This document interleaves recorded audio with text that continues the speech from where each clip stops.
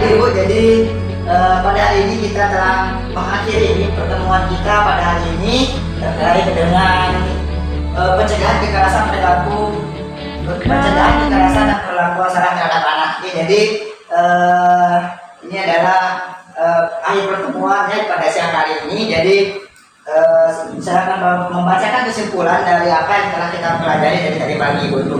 Ya, jadi ya, di sini pada buku kita Ibu halaman 30 terdapat kesimpulan dari pembelajaran kita pada pertemuan hari ini.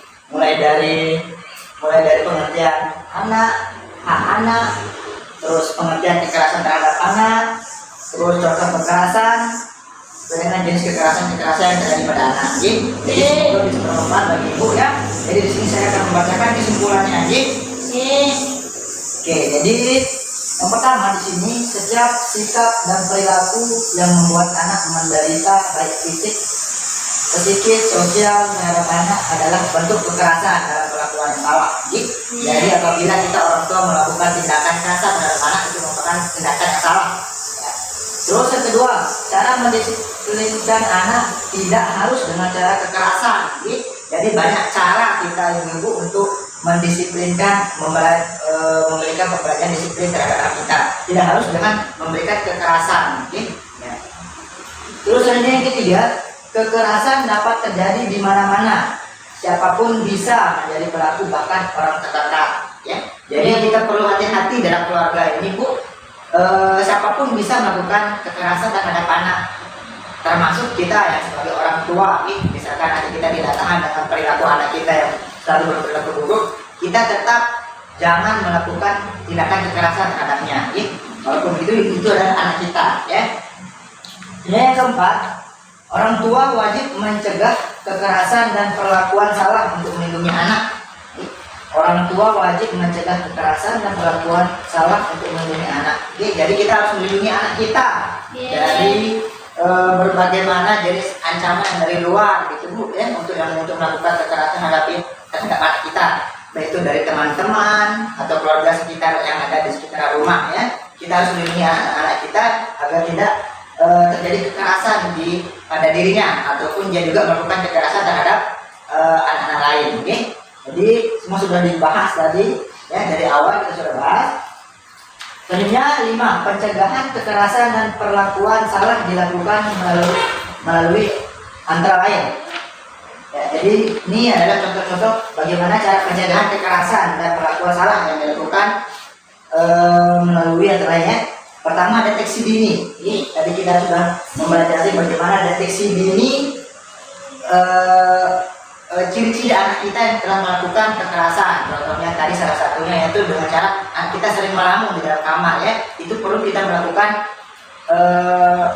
sosialisasi terhadapnya, perlu kita mengeceknya apakah dia bergerak baik-baik atau bagaimana. Pak. Terus selanjutnya, membawa anak ke tempat yang aman. Kita bawa anak kita apabila ada kekerasan di sekitar, kita harus membawa anak kita ke tempat aman. Jangan kita melakukan kekerasan. Melaporkan ke RT atau RW atau polisi setempat. Segera lakukan pelaporan kepada RT, RW atau kadus atau polisi sekitar kita apabila telah terjadi kekerasan terhadap anak kita. Berarti bisa kita langsung melapor, Pak ya? Iya, bisa langsung melapor bahwa karena itu merupakan tindakan yang salah. Anak itu untuk dilindungi, bukan untuk dikasari.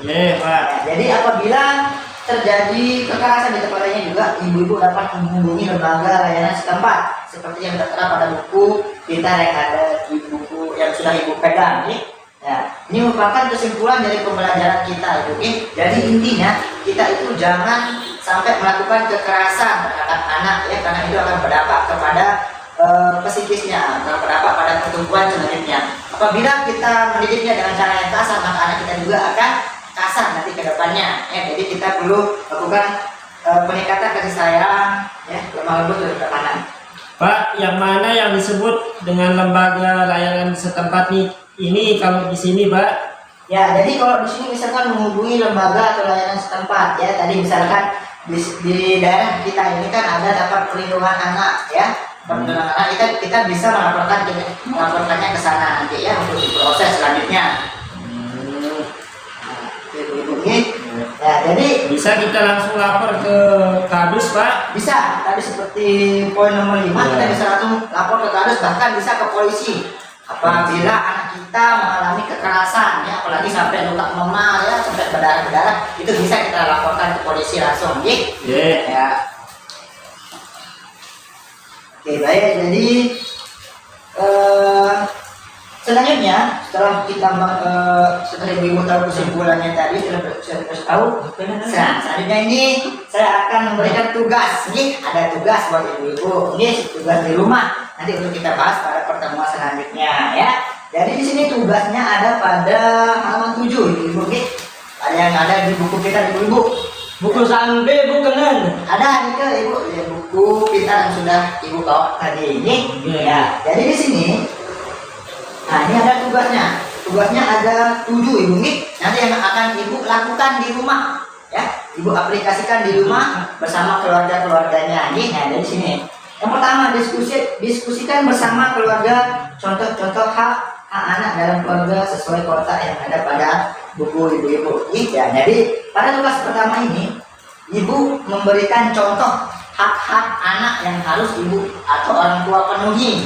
Ya, misalkan nanti pas pulang ibu menceritakan hak anak ini adalah hak anak itu mendapat perlindungan ya, seperti yang kita pelajari sebelumnya. Nah, jadi itu nanti ibu ceritakan kepada anak-anak ibu agar anak-anak ibu juga tahu. Nah, sebenarnya tugas yang kedua, diskusikan bersama keluarga gambar-gambar yang ada pada halaman 10. Ini ada pada buku ibu. Jadi ibu ceritakan, nanti diskusi bersama keluarga ibu. Selanjutnya diskusikan bersama keluarga bagian tubuh mana dari gambar halaman 11 yang sering mendapat kekerasan dalam keluarga. Ini biasanya ibu-ibu suka memukul bagian mana, itu perlu ibu-ibu pelajari nanti bersama keluarga, sama-sama ayah, anak-anak ibu juga ya. Maksudnya bagaimana, ya, Pak? Jadi ya, nanti kita suka mencubit pahanya anak. Ya, diskusikan bersama keluarga bagian tubuh mana dari gambar yang sering mendapat ya. Jadi maksud saya ibu nanti di rumah menjelaskan kepada anak-anak atau keluarga di sana ya mengenai bagian badan mana yang paling sering dicubit atau dipukuli lah ya, kira-kira itulah bahasa kasarnya, misalkan pantat, paha. Nah, itu perlu dilakukan sosialisasi kepada anak-anak ibu. Oke, selanjutnya yang kelima, diskusikan bersama keluarga apa akibat dari kekerasan. Diskusikan tadi yang sudah kita pelajari apa dampaknya kekerasan terhadap anak kita. Nah, ibu diskusikan nanti bersama orang tua, bersama suami, sama anak nih agar terhindar, agar tidak ada kekerasan lagi di dalam keluarga itu. Oke, selanjutnya yang keenam, ceritakan kembali kepada semua keluarga cerita film Betun ya. Tadi udah ibu-ibu tonton sebelumnya, ibu ceritakan kembali ya. Ibu ceritakan kembali kepada keluarga yang ada di rumah nanti ya.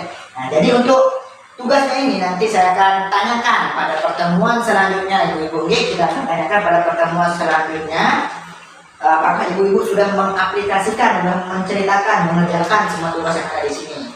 Oke, baik, itulah ini kesimpulan dan tugas ibu-ibu, sederhana ibu bisa tahu. Selanjutnya saya ucapkan terima kasih ini kepada ibu-ibu, ama-ama yang sudah hadir pada pertemuan kali ini, yang sudah mempraktikannya, sudah mempraktikkan pembelajaran kita dari awal sampai akhir di rumah. Terima kasih, saya ucapkan terima kasih banyak ibu-ibu. Saya apresiasi ibu atas semua yang telah ibu lakukan, kehadirannya di sini, menjawab soal, menonton film, dan mengikuti semua apa yang kita pelajari di sini. Oke?